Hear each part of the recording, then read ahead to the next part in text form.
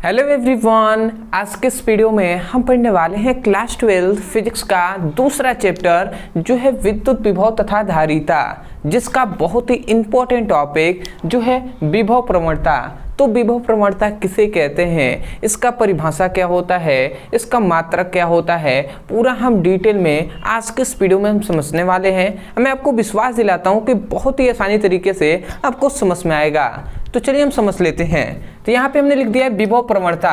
ये बात आप जानते होंगे कि ये वेरी इंपॉर्टेंट है।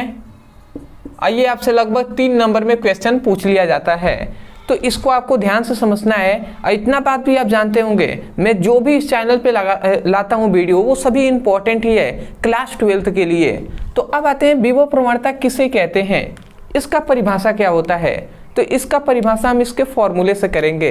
और इसका विभव प्रवणता का फॉर्मूला क्या होता है, विभव प्रवणता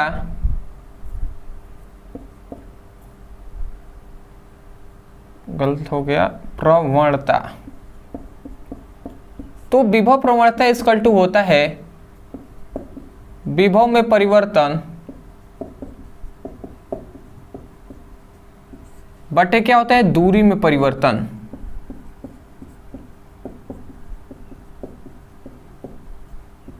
तो ये हो गया विभव प्रवणता का फॉर्मूला।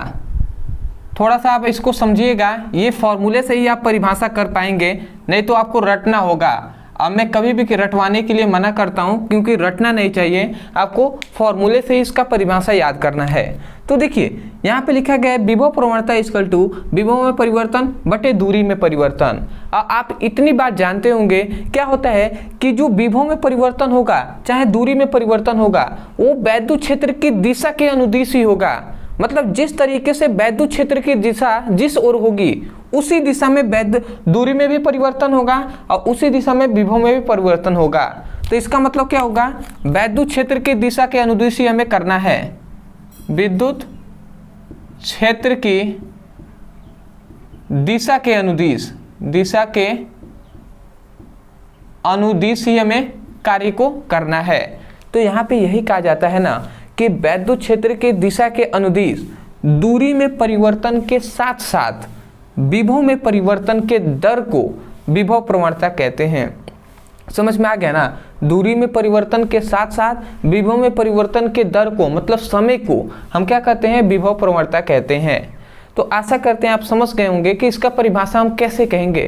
परिभाषा को रटना नहीं चाहिए, उसको याद करना चाहिए। हम क्या कह रहे हैं, वैद्युत क्षेत्र की दिशा के अनुदिश, वैद्युत क्षेत्र की दिशा जिस ओर है उसी दिशा में हम कह रहे हैं कि दूरी में भी परिवर्तन हो और उसी दिशा में विभव में भी परिवर्तन हो। तो उसमें जो लगा समय होगा वही क्या कहलाएगा, विभव प्रवणता कहलाएगा। इसलिए हम कह रहे हैं कि परिभाषा आप क्या कहेंगे, वैद्युत क्षेत्र के दिशा के अनुदिश दूरी में परिवर्तन के साथ साथ विभव में परिवर्तन के दर को विभव प्रवणता कहते हैं। तो आशा करते हैं परिभाषा आपको समझ में आ गया होगा। परिभाषा हम यहाँ पे लिख दे रहे हैं, आप यही लिखेंगे, विद्युत क्षेत्र के दिशा के अनुदिश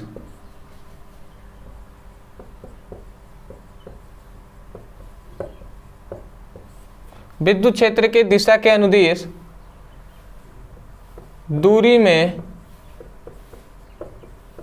परिवर्तन के साथ साथ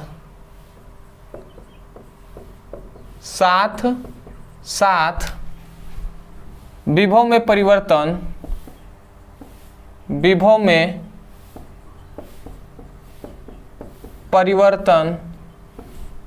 के दर को क्या कहते हैं, विभव प्रवणता कहते हैं। विभव प्रवणता कहते हैं। तो यहाँ पे हमने परिभाषा लिख दी है। आशा करते हैं परिभाषा आपको समझ में आ गया होगा। उसके बाद ये फॉर्मूला हमने लिख दिया है। अब इसमें एक और बात आपको याद रखना है कि इसको यदि हम संकेत रूप में लिखे ना, विभव जो ये है इसको संकेत रूप में लिखे तो विभव प्रवणता को हम ई से दर्शाते हैं। ई इक्वल टू होता है -del v by -del u del x। ठीक है। तो इसको हम संकेत रूप में इस प्रकार भी लिख सकते हैं, जहाँ पे ई क्या है, विभव प्रवणता है, यहाँ पे माइनस डेल भी क्या है, तो विभव में परिवर्तन है। डेल का मतलब परिवर्तन हमने लगाया है, और यहाँ पे दूरी क्या है, x है, और डेल लगा है, मतलब इसका मतलब है कि दूरी में परिवर्तन हो रहा है। तो ये हमने संकेत रूप में यहाँ पर लिख दिया है, ठीक है। यदि इसका मात्रक पे हम बात करें तो आप इसका मात्रक भी याद रखेंगे, पता नहीं यहाँ पे दिखाई दे रहा होगा कि या नहीं, मैं इधर ही लिख दे रहा हूँ। इसका मात्रक आप याद रखेंगे, इसका मात्रक हो जाएगा वोल्ट प्रति मीटर, ठीक है। तो इस बात को भी आपको याद रखना है। परंतु याद रखेंगे, जब भी विभव प्रवणता पूछता है तो आपको इस फॉर्मूले को प्रूफ करना होता है कि ये फॉर्मूला कैसे आया। तो इस फॉर्मूले को प्रूफ करने के लिए आपको थोड़ा सा यहाँ पे समझना होगा। यहाँ पे मान लेते हैं कि एक बिंदु O है जिस पर यहाँ पे क्या है, प्लस क्यू आवेश उपस्थित है। मतलब एक बिंदु O है जिस पर प्लस क्यू आवेश उपस्थित है, पर जहाँ पर आवेश होगा वहाँ पर वैद्युत क्षेत्र उत्पन्न होगा। तो मान लेते हैं वैद्युत क्षेत्र की दिशा इस दिशा में है, ठीक है। अब इस वैद्युत क्षेत्र में हम दो बिंदु ले लेते हैं, एक बिंदु है A और एक बिंदु हम ले लेते हैं B। और ऐसा हम मान लेते हैं कि यहाँ से यहाँ तक की दूरी है x और यहाँ से यहाँ तक की दूरी है डेल x, ये हमने मान लिया।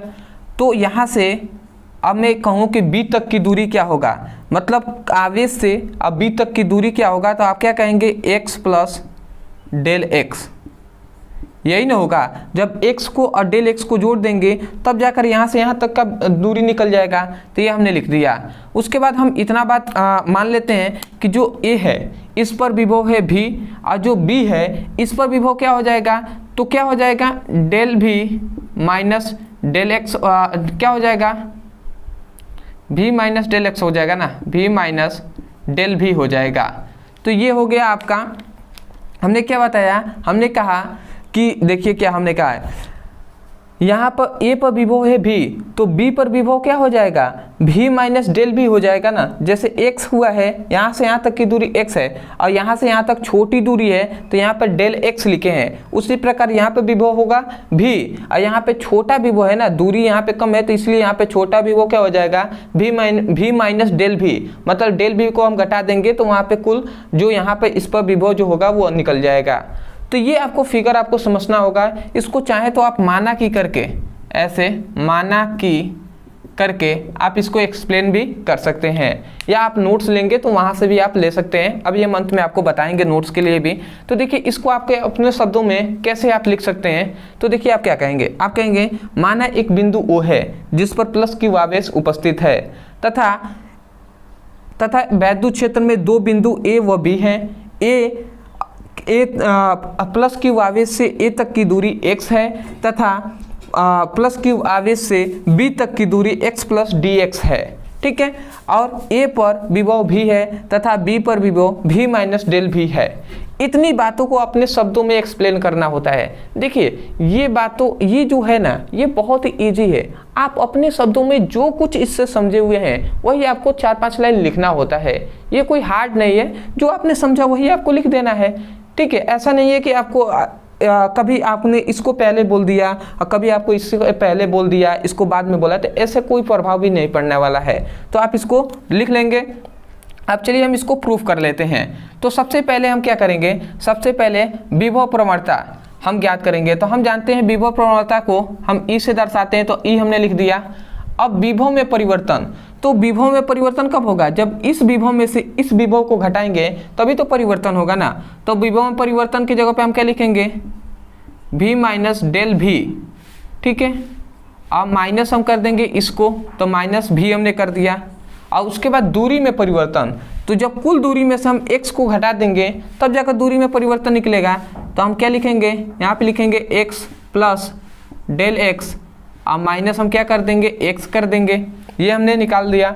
अब थोड़ा सा समझिएगा, यहाँ पे इसको थोड़ा सा अगर हम हल करें तो यहाँ पे क्या निकलेगा, e इक्वल टू, इसको अगर हम हल करें तो v माइनस डेल v और माइनस v हो जाएगा।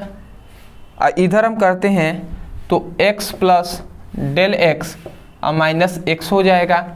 अब यहाँ पे थोड़ा सा समझें तो ये माइनस भी से प्लस भी कैंसिल हो जाएगा और माइनस एक्स से प्लस एक्स कैंसिल हो जाएगा।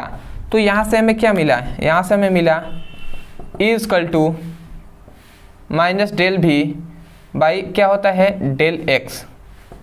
तो ये आपका जो फॉर्मूला है वो आपका प्रूव्ड हो गया है।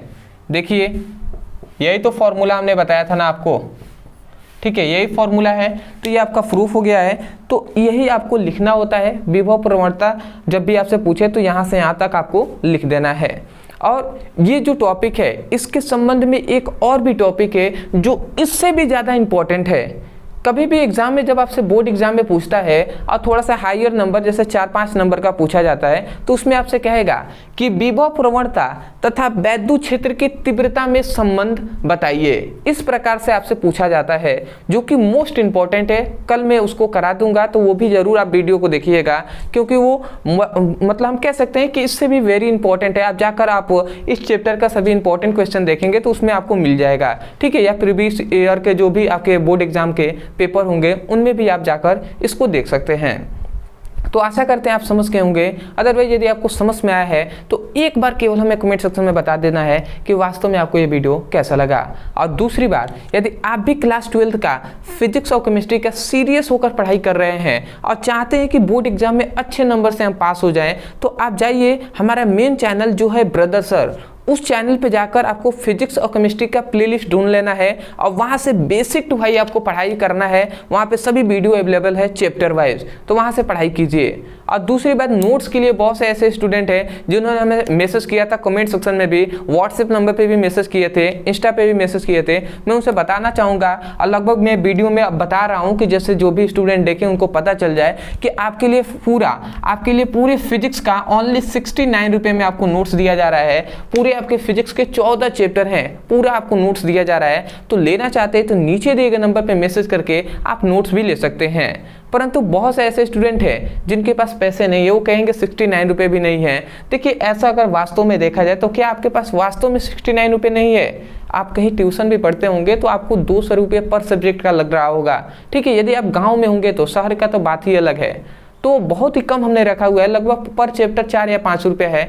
तो आप चाहें तो ले सकते हैं। दूसरी बात, जो भी स्टूडेंट गरीब है या उनको लगता है नहीं ले पाएंगे, भैया थोड़ा सा मेहनत आप कर लीजिए, थोड़ा सा आप मेहनत कीजिए। आपके लिए सब कुछ हमने लिखा हुआ है, तो आप इसको देखते हुए वीडियो को पढ़िए और उसके साथ साथ नोट भी बना लीजिए। क्या दिक्कत है? तो थोड़ी सी तो आपको मेहनत करनी ही होगी। और दूसरी बात कि जो भी स्टूडेंट यहाँ से नोट्स ले रहे हैं, और बहुत से ऐसे स्टूडेंट हैं जिन्होंने नोट्स लिया है, यदि आप वीडियो देख रहे हैं तो आपको ध्यान रखना है कि नोट्स लिए हैं तो उसका सही उपयोग करना है आपको। और ऐसा नहीं कि नोट्स को रख ले लिया है उसके बाद उसको रखे हुए हैं, उससे पढ़ाई नहीं कर रहे हैं, तो ऐसा नहीं करना है। वीडियो देखना है और उसके साथ साथ आपको नोट्स से ही आपको नोट्स भी बनाना है, अपना स्वयं का नोट्स बनाइए, ठीक है। तो आशा करते हैं आप समझ गए होंगे। तो चलिए दोस्तों, आज के लिए इतना ही। मिलते हैं एक बेहतरीन टॉपिक के साथ, तब तक के लिए धन्यवाद। जय हिंद, जय भारत।